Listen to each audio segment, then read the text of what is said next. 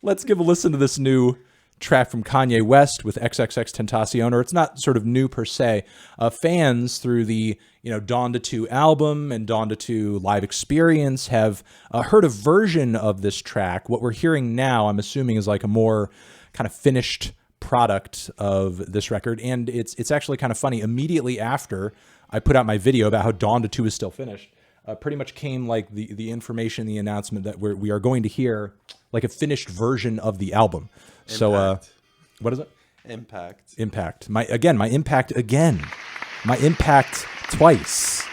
2 times. My impact.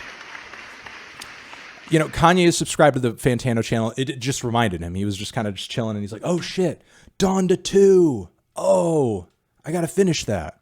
So must have just gotten him, just ready to do it. Someone in chat says, "Okay, buddy." I'm not going to push it any further than that. Let's. I'm kidding. I'm joking. Let's give a listen to this track.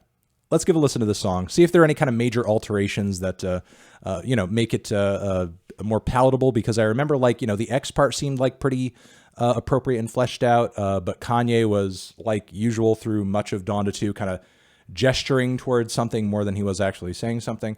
Let's hear how far along we are getting with this latest version of the track. Here we are, X and Kanye West with True Love.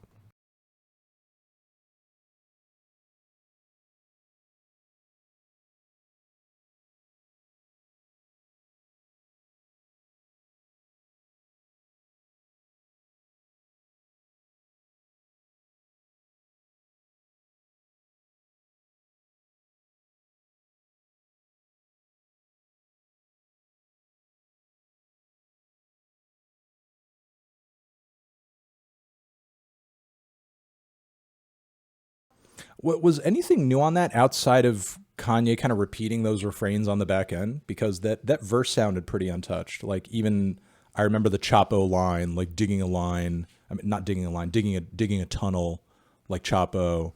And there's sort of, his house having the only door they can knock on, and so on and so forth. That kind of sounds like it was just sort of the same thing we'd already heard. And yeah, X is, I mean, obviously Kanye is kind of digging on a recording of X there that wasn't the cleanest, and the thing is, we've kind of heard his voice in that way pretty often since we've been hearing these posthumous records where, like, clearly, like, the best production and recordings isn't going into them just for the sake of kind of getting a posthumous record out.